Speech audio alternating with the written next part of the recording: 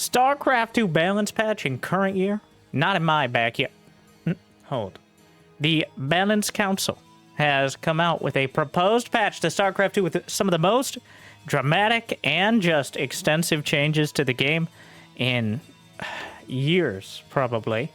At least since like 2019 or so. And my thoughts on it have currently come to a middle. My initial reaction, quite negative, I will say. I've played a few games, I've tooled around, I've thought about it, and I'm coming to a lukewarm conclusion. If you want just it distilled into a temperature rating as opposed to any sort of nuance. Speaking of lack of nuance, like, subscribe, and make sure to check out more videos. But, all right, let's get started. First, I'm just going to try to go through the changes, and then I'll break down how the interactions work, and then maybe my thoughts on them. But I'm probably going to end up editorializing as well. What are the goals?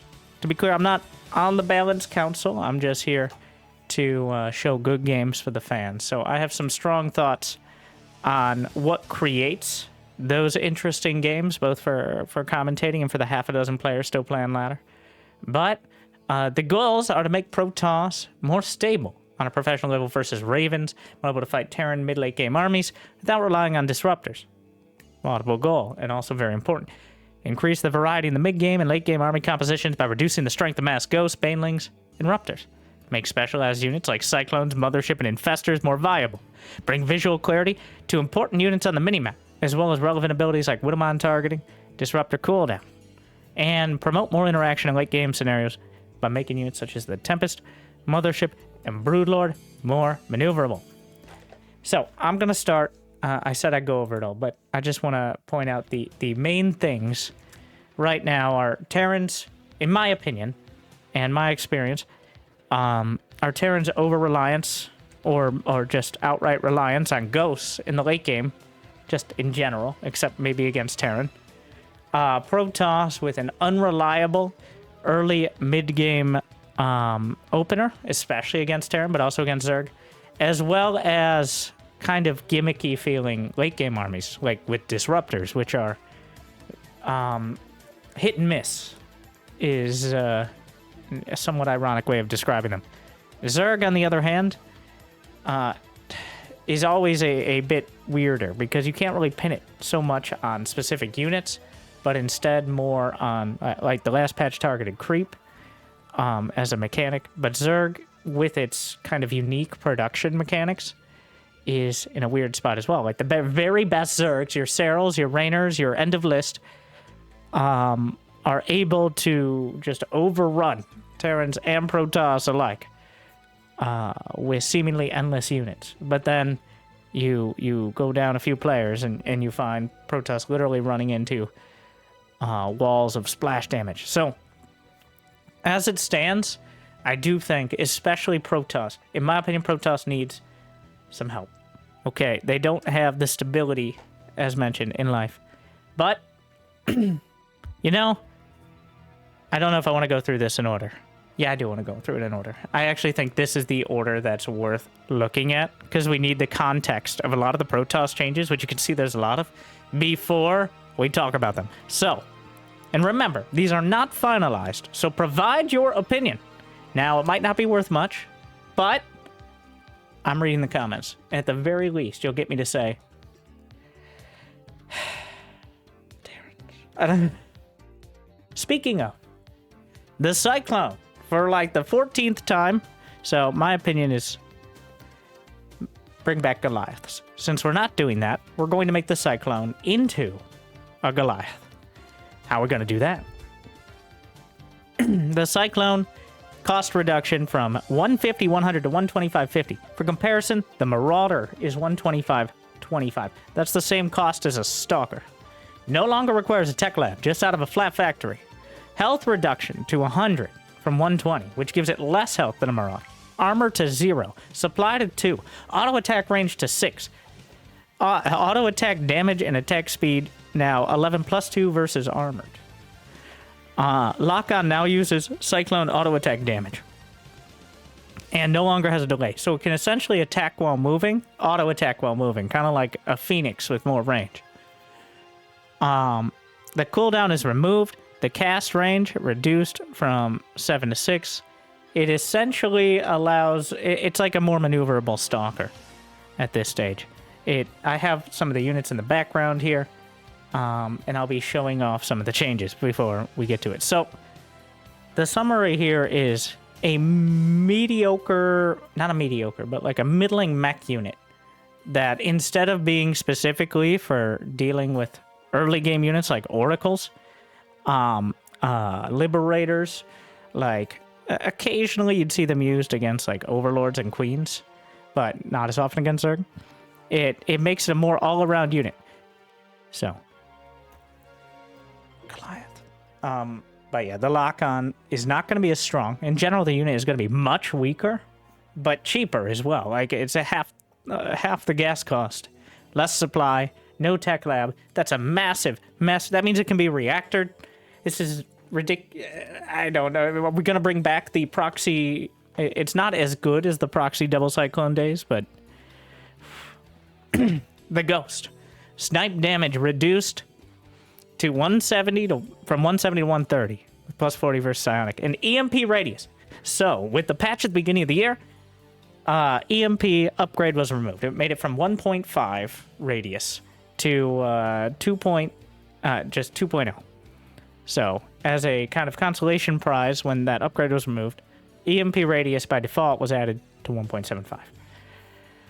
Snipe no longer will one-shot zealots and roaches, as well as requiring an extra shot to kill Ultralisk in the late game. But with the plus psionic, it will one-shot still things like Vipers. So this is a big nerf to the Ghost. It won't, like, if you have enough Ghosts, you're still going to get the EMPs.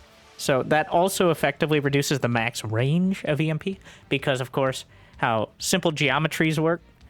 The range extends to wherever you can cast the middle of the radius plus that 1.5, which is why feedback and abduct are not as reliable as it might seem against the Ghost, because the EMP could technically reach that range. But the not one-shotting zealots and roaches is an interesting one as well. So overall, big nerfs to the Ghost. Definitely not making it an unusable, unviable unit. But that is significant. Widowmine. Removed from the game. I will remove my veneer of objectivity and say I think the Widowmine is the worst unit to be added to StarCraft 2. I think every part of it was a mistake. I think it is another version of trying to compensate for the fact we never added the Goliath. I don't like it. I don't like watching it. I think it's ruined Bronze League heroes and pro games alike. Ruined, maybe a little strong, but I certainly am not a fan of the unit, and I don't like it being a core part of the army composition. Now, how I would replace its role in certain ways is a whole nother conversation, but I think if anyone says they like Widowmines as a unit and are big fans and they're like, if they think Widowmines are an amazing unit and designed well and have a great place in the game, they should be reported to the FBI. But that's just me. But Drilling Claws also makes the Widowmine unburrow twice as fast, and the targeting line is now more visible. That is a little arguable from what I've seen in-game so far, at least using the unit tester mod. So, the Drilling Claws... So this is a buff-ish. So the targeting line being more visible is kind of a nerf because it'll be easier, especially for noobs with bad eyes and aging brains like me. This doesn't give you any more time to react. In fact, the unburrow with Drilling Claws. Remember, with Drilling Claws, this isn't the Widowmine drop. This is later on in the game when you're kind of repositioning mines and stuff.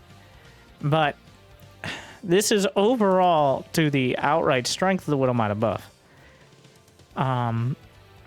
It does make it a little easier to deal with drops potentially, but in no way does it reduce the potential of killing like your entire mineral line and stuff. So, Medevac speed upgrade has been reduced with Caduceus Reactor. We get to say that. My rapid reignition thrusters, my favorite upgrade that nobody ever got. has been removed. Replaced with Caduceus Reactor, which is an old upgrade for the medevac. And the minimap radius is increased to 1, which makes it a little easier and standardizes on the minimap, which I'm in favor of. There's also changes like that to the Warp Prism and the Overlord, so that way they're always the same size on the minimap, which is a little detail that, and puns intended, but that is kind of a cool little quality of life thing that I don't think has really been addressed before, obviously, and I like that. But let's go back to this. So, increases medevac's energy regen rate by 100%. Okay, so removing the speed upgrade. So the speed upgrade reduced the cooldown of medevac boost by about 50%, from like 14 to, I believe, 9 seconds.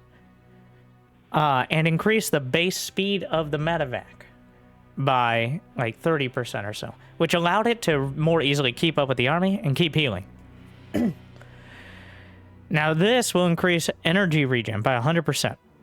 So that means you'll need less medevacs in order to heal the same amount of units, potentially. Though running out of energy is usually not that big a concern. So the summary for me is like, but why though? Do they need that? Are medevacs not good enough as they are? I mean, cool in a vacuum, but this very much feels like, well, at least you got medevac regen. Is late game Terran bio-efficiency the replace the current unused medevac upgrade? It's still, what? Why is nobody using it? I know better. This is my I know better than pro gamers moment. There's no reason that so many players should be skipping the medevac speed upgrade. It is only 60 seconds. It costs 100. If you already have the fusion core for advanced ballistics, there's absolutely no reason not to get it. Cure, the People's Terran, is the only player who consistently has gotten that upgrade. The speed upgrade is amazing. Just because it's unused doesn't mean it's ungood. I think this is an example of pro players like not adapting at all and just trying to like I don't think medevacs need a late game buff. All right, that's my strong opinion. And this is one of those upgrades in a vacuum or out of it that medevacs are great. Okay, they're already amazing. I don't be interesting, I guess. Raven. Now this is a big nerf. Interference Matrix now requires research. It only costs 50/50 from the tech lab, but you do need to spend now 50/50 to use Interference Matrix, which allows it to be potentially scouted, because you'll see the tech lab upgrading, and potentially slows down, at least slightly, the timing of those Interference Matrix pushes. So, summary is mostly nerfs, though the Cyclone could end up being incredible.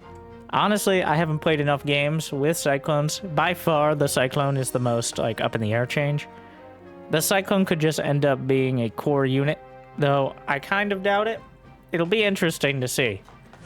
But, yeah, I feel like the Cyclone changes kind of throw everything else out of whack, which is interesting. Honestly, I like the idea. And it's the closest we've gotten to a Goliath, I think, in this case, but... All right, that concludes your Terran changes here. Let's move on to Zerg. All right. Adaptive Talons move speed bonus removed. Also, for those of you out there, Adaptive Talons also gave move speed. By the way, a lot of players didn't seem to know that. As some of the main counters of lurkers are getting nerfed, reducing the speed. So, in this case, Ghost, though I think the same amount of snipes. Disruptors, kind of, not really, but... So, Adaptive Talons will no longer... I always thought it was a little silly. You could move around so quick with lurkers, but...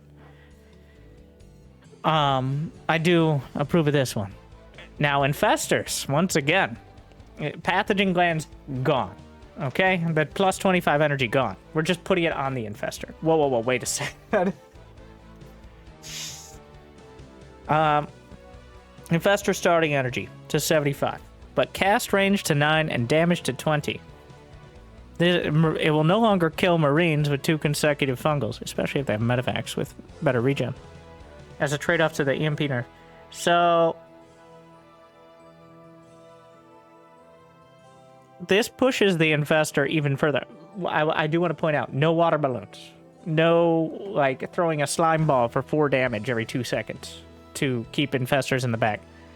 I mean, did Infestors need a buff or quality of life?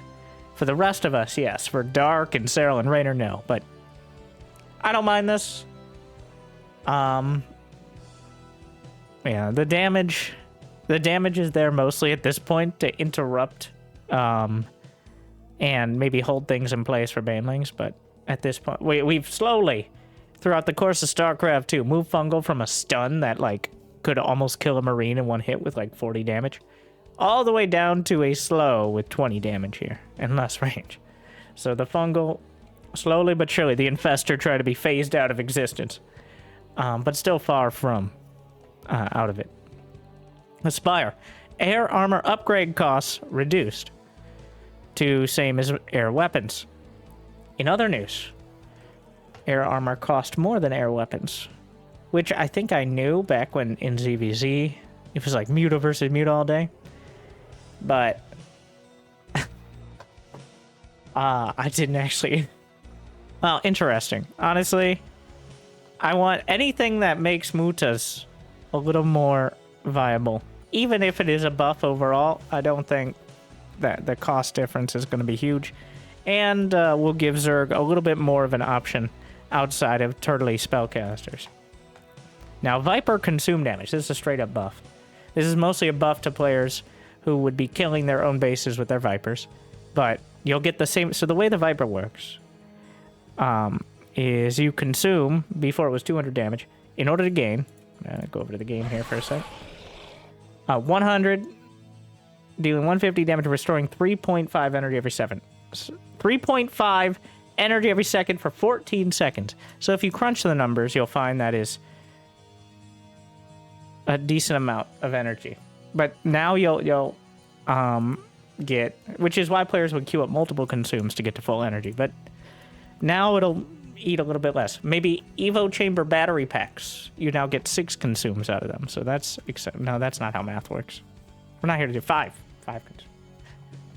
Broodlord. Move speed increase yet again. Broodling move speed reduced. Broodling health reduced. And attack speed reduced. Make Broodlords Guardians again, is what we're getting towards. I wasn't a big Brood War player, and by that I mean I didn't play Brood War until after StarCraft 2, but so this gets us a little closer to making it less about spamming a ton of Broodlings on the field and more about the initial attack damage of when the Broodlord kind of flings out its Broodlings and hits its target, which does seem to be the intent here, as moving Broodling health to 20 means it has a potential to be one-shot or two-shot by a lot of different units, from Archons, obviously Hellbats, to making it easier to deal with en masse as well. So we're getting closer and closer to being that Guardian. It's still going to be tough to deal with the Broodlings. It'll still potentially draw things like Siege Tank Fire, but that's the direction we're going. Overlords are now more maneuverable for the hot air balloons they are. Deceleration speed to stop and begin dropping creep. More active usage of queen drops. Now that is a strong statement. All right, the German taxi build being directly buffed here in every way. Move speed increased on transport upgraded OVs. These are the default version, and the ones with pneumatized carapace will be faster, which is going to be interesting because they'll now fly faster than stock overlords and allow them to fly in towards mineral lines a little quicker. So now this, we're not there yet. You need to get the full context of the changes before we talk all about that. Ultralisk. We're eventually going to make the Ultralisk. Yeah, the Smultralisks were supposed to be a pretty big buff. Didn't end up working because Ultralisk how do I say, still suck against many things. They're just so costly and hard to use. But burrow, unburrow time. Not quite as quick as a, let's see. I can, you know, here we are. Jimmy.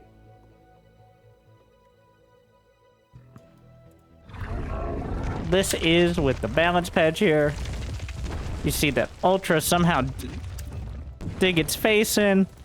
The Broodlord, a little quicker. We got a lot of Protoss units, by the way, to go over. The Overlord, it does have speed here, but stop. I mean, I guess it's more maneuverable. But overall, just...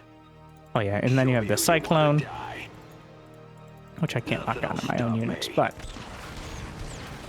which you'll be able to see does pretty significantly less damage than it did before. Because remember, the lock-on's the same damage as... Okay, I'm getting sidetracked. All these fancy units. I knew as soon as I got into the game, I'd get distracted. All right, Jimmy, we got to finish this up. There's still all the Protoss changes. Anyways, Hydra speed upgrades. We're back, everyone. It's that time of the decade again when we're combining the speed upgrades. So for those who don't know, originally there was only the Hydra speed upgrade, and then they gave them a range upgrade, and then they combined them, and then they split them, and then they combined them, and then they split them again, and now they've combined them again, and now we're back. The question will be, I think it's going to be muscular augments. So we're back to combining the Hydra upgrades. Okay. And now a lot of this is to compensate for the biggest nerf to Banelings in a long time. Bonus damage per upgrade reduced from 2 + 2 versus light to 2 versus all. So that +2 versus light has always been a key point in allowing Banelings to one-shot probes or drones with +2 attack. So without that bonus from upgrades to light, they will no longer be able to do so, which means one Baneling is not an existential threat to your entire mineral line, but 2 still very dangerous. And also, Centrifugal Hook's health bonus removed. The research time is quicker, as well, and standardized to 71, which is the same as Zergling speed. But the cost reduction. So, the health bonus was +5 HP. Not having that means siege tanks will now one-shot Banelings reliably, even with +1 Carapace. A lot of other interactions will be affected. They're slightly worse against Marines and Zealots. This is a big nerf to Banelings. Overall, a nerf to their power in the, especially the later game. Not the mid game so much, but when you're maxed out and you just, or near maxed out, and you have so many Banelings and they're all so good. So this makes Banelings more of a niche, slightly more of a niche unit, where they aren't just kind of a catch-all for everything. That +5 HP applied 50, 100, 200 times over is quite a meat shield for against Marine tank armies, against Protoss armies. You see players like Cyril running the Banelings around. So these are big, big nerfs to the Baneling. I think these are the biggest nerfs in this entire patch. That's a big one. Now, it is compensated slightly.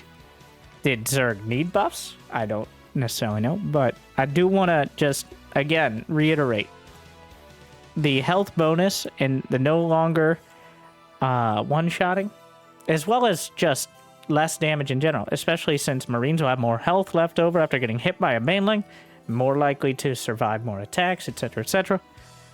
I'm not going to say the Banelings are not going to be used anymore. That absolutely not. But it may make them slightly less ubiquitous. And now, we're going to run through all these. I'm going to try not to stop too much.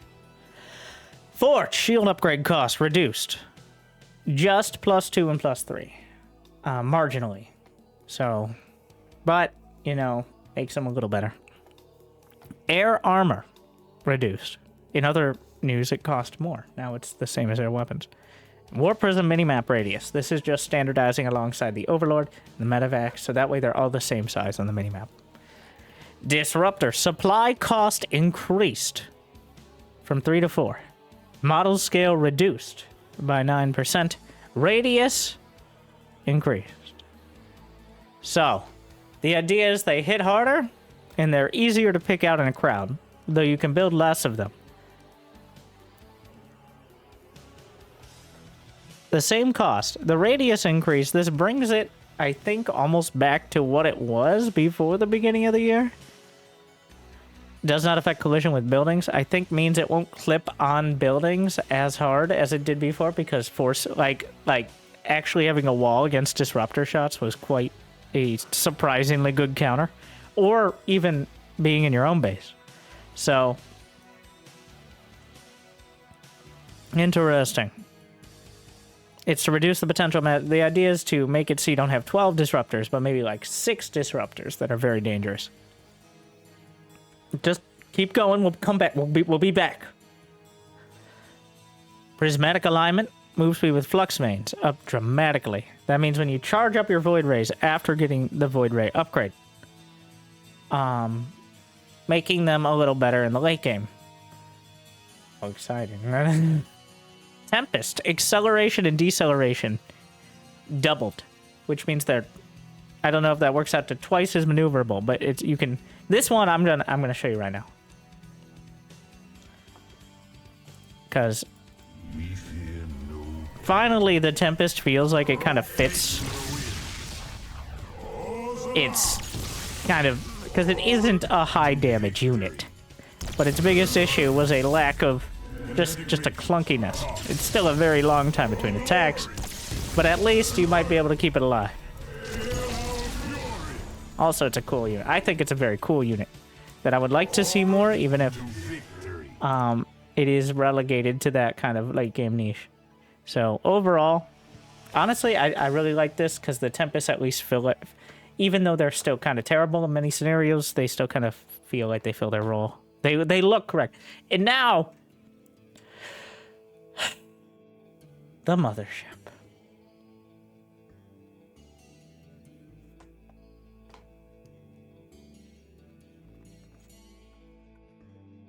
All right.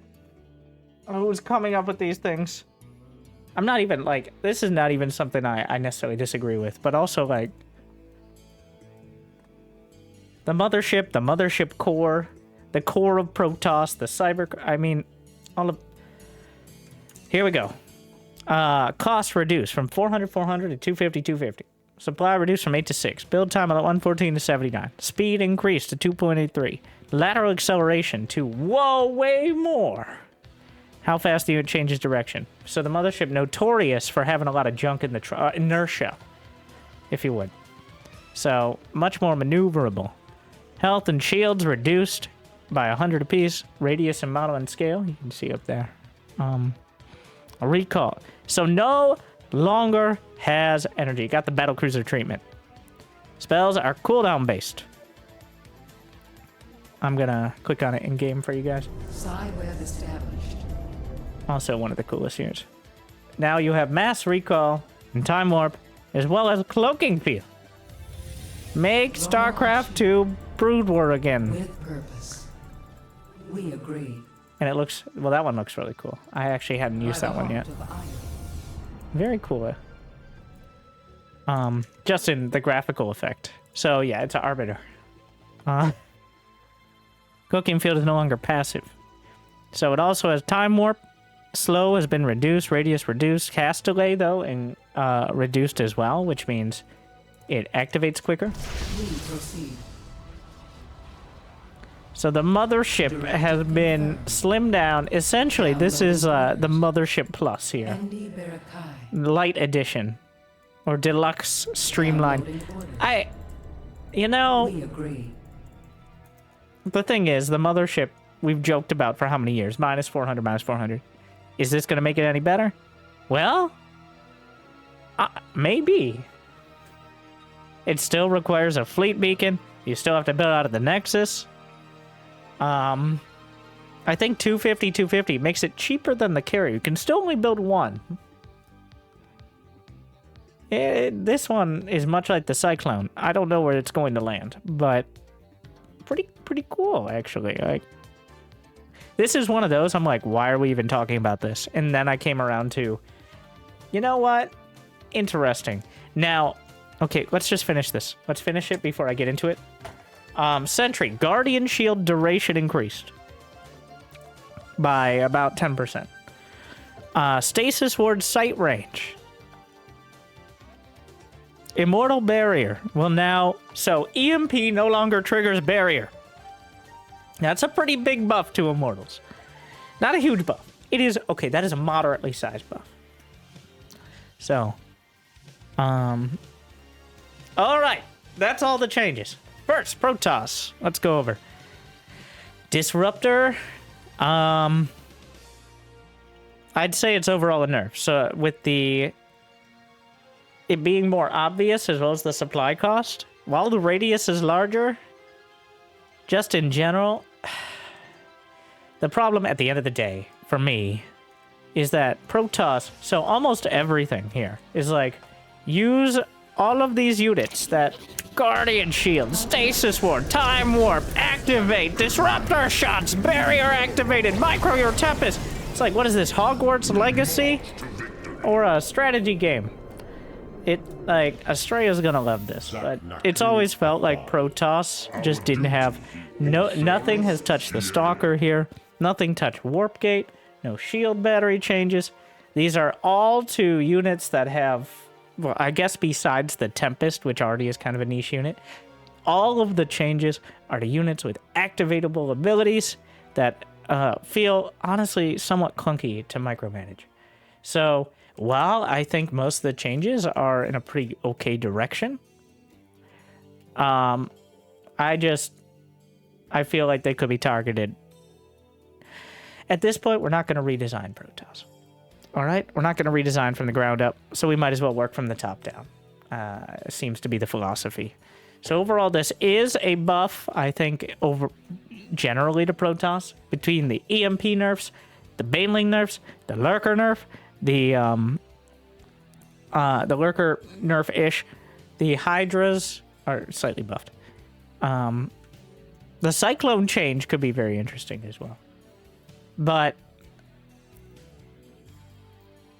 it doesn't address a lot of the core issues. Like, we're working around the edges. Protoss already is quite good if it can get to this part of the game, when you're building these units, when you can afford them. When you can get a Tempest, when you can get a Mothership. Protoss didn't really have too many issues, nearly as many issues as they do in the early game against things like Widow Mines or just Zerg overrunning them in general. We'll have to see. I'm a little more optimistic than I was. Now, if you remember, when we went over the patch at the beginning of the year, I said Protoss got the short end of the stick. And I argued they might not even have a stick at all. And I do think that's kind of been borne out. I think there's a little more here for them. I really do. The Widow Mine is still in the game. Much to my chagrin. And honestly, it's another thing. Like with Terran, we're reworking the Cyclone, yet we're leaving the Widow Mine. We're nerfing the Ghosts. We're helping out. We're changing up the Raven and the Medevac, but we're kind of leaving the Widow Mine. I feel like this would have been the time to address the mine in general. And give it maybe more of a disposable role, much like the Spider Mine, as opposed to a miserable... I already told you my feelings on Widow Mines. I'm interested on the Cyclone change, though. I love mech. Good clickbait. Fun to play. We'll see how that goes. Zerg, I don't think most of this evens out to a buff. It is a nerf for Zerg, and I think, honestly, I'm surprised we're going to see such a dramatic nerf to the Baneling. So, Hydras, Ultras, I love them. Okay, we'll see a little more of them.